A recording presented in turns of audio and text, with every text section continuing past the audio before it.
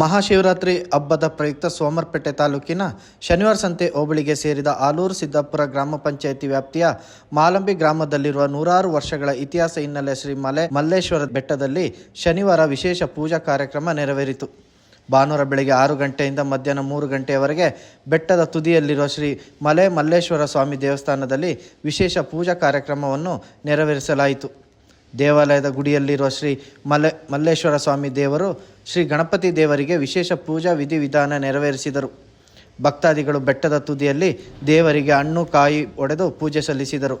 ಬೆಳಗ್ಗೆ 6 ಗಂಟೆಯಿಂದ ಸಂಜೆ 5 ಗಂಟೆಯವರೆಗೂ ಅಕ್ಕಪಕ್ಕದ ಗ್ರಾಮಗಳಿಂದ ಹೊರ ಜಿಲ್ಲೆಗಳಿಂದ ಸಾವಿರಾರು ಭಕ್ತರು ಬೆಟ್ಟವನ್ನೇರಿ ದೇವರಿಗೆ ಪೂಜೆ ಸಲ್ಲಿಸಿದರು. ಸುಮಾರು 8,000ಕ್ಕಿಂತ ಹೆಚ್ಚಿನ ಭಕ್ತಾದಿಗಳು ಬೆಟ್ಟವನ್ನೇರಿ ಶಿವನ ದರ್ಶನ ಪಡೆದರು. ಅರ್ಕಲ್ಗೂಡು, ಪಿರಿಯಾಪಟ್ಟಣ, ಕೊಣನೂರು, ಕುಶಾಲನಗರ ಮುಂತಾದ ಕಡೆಗಳಿಂದ jeep, goods, pickup, TT, bike ಇನ್ನು ಮುಂತಾದ ವಾಹನಗಳಲ್ಲಿ ಮಾಲಂಬಿ ಗ್ರಾಮ ಮೂಲಕ ಮಡಿಕೇರಿ, ಸೋಮವಾರಪೇಟೆ, ಬೀಟಿಕಟ್ಟೆ, ಶನಿವಾರ ಸಂತೆ, ಎಳಸೂರು ಮುಂತಾದ ಕಡೆಗಳಿಂದ ಬಂದ ಭಕ್ತಾದಿಗಳು ಕೂಗೂರು ಮಾರ್ಗ ಮೂಲಕ ಬಂದು ಬೆಟ್ಟವನ್ನೇರಿದರು.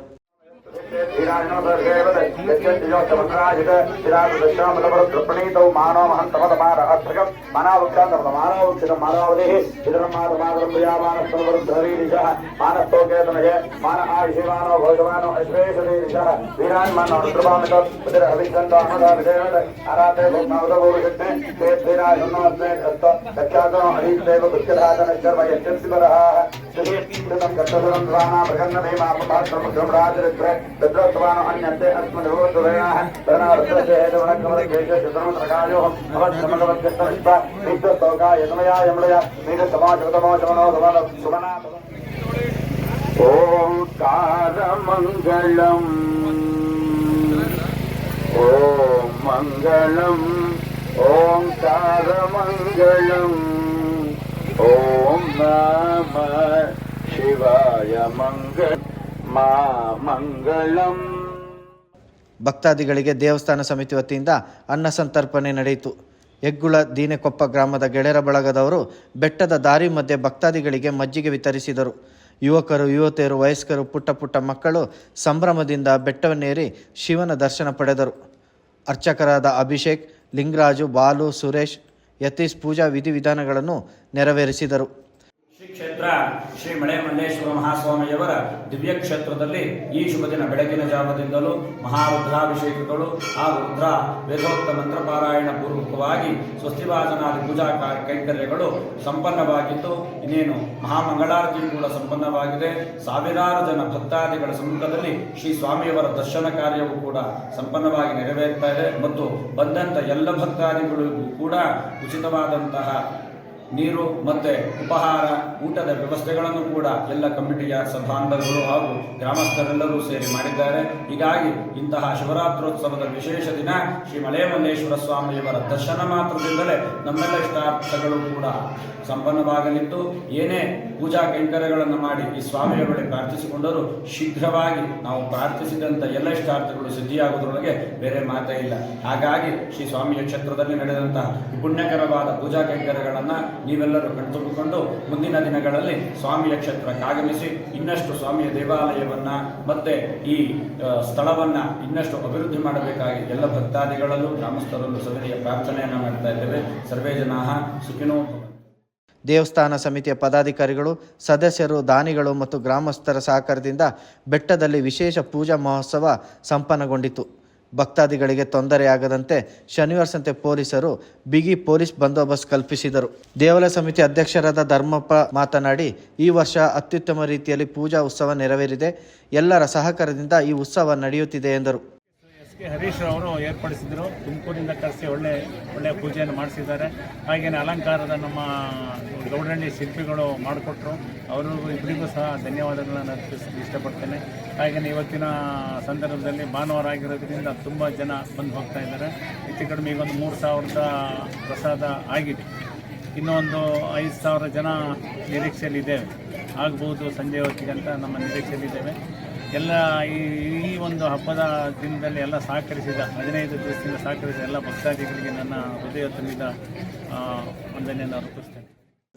ದೇವಾಲಯ ಸಮಿತಿ ಸದಸ್ಯ ಹೂವಯ್ಯ ಮಾತನಾಡಿ, ಮಲ್ಲೇಶ್ವರ ದೇವಾಲಯ ಸಮಿತಿ ಈ ದೇವಾಲಯಕ್ಕೆ ದಾನಿಗಳು ಹೆಚ್ಚಾಗುತ್ತಿದ್ದಾರೆ. ಇದಕ್ಕೆ ಕಾರಣ ಇಲ್ಲಿ ಬೇಡಿಕೊಂಡಿದ್ದು ಇತ್ಯರ್ಥ ನೆರವೇರುತ್ತಿದೆ ಎಂಬುದಕ್ಕೆ ಸಾಕ್ಷಿ ಎಂದರು. ಪ್ರಸಿದ್ಧ ಶಿವನ ದೇವಾಲಯದ ಆರಾಧನೆ ನಿರಂತರವಾಗಿ ಸುಮಾರು 25 ವರ್ಷಗಳಿಂದ ನಿರಂತರವಾಗಿ ನಡ್ಕೊಂಡು ಬರ್ತಿರ್ತಕ್ಕಂಥದ್ದು ಈ ಮಲೆಮಲ್ಲೇಶ್ವರನ ದೇವಾಲಯದ ಒಂದು ವೈಶಿಷ್ಟ್ಯ. ಈ ಸಮಿತಿಯ ಅಧ್ಯಕ್ಷರು ಮತ್ತು ಪದಾಧಿಕಾರಿಗಳು ಮತ್ತು ಭಕ್ತರಿಂದ ಈ ಒಂದು ಕಾರ್ಯಕ್ರಮವನ್ನು ಶ್ರದ್ಧೆ ಮತ್ತು ಭಕ್ತಿಯಿಂದ ನಡ್ಕೊಂಡು ಬಂದಿರತಕ್ಕಂಥದ್ದು ಇವತ್ತು ರಾಜ್ಯವ್ಯಾಪಿ ನಮ್ಮ ಒಂದು ಪ್ರವಾಸಿಗರನ್ನು ಭಕ್ತಾದಿಗಳನ್ನು ಈ ಭಾಗಕ್ಕೆ ಸೆಳೀತಾ ಇದೆ. ವರ್ಷಕ್ಕೆ ಸುಮಾರು 10ರಿಂದ 15 ಸಾವಿರಗಳಷ್ಟು ಭಕ್ತಾದಿಗಳು ಬಂದು ಇಲ್ಲಿಯ ಒಂದು ಅನ್ನ ಸಂತರ್ಪಣೆಯಲ್ಲಿ ಭಾಗವಹಿಸಿ ದೇವರ ದರ್ಶನವನ್ನು ಪಡ್ಕೊಳ್ತಾ ಇದ್ದಾರೆ.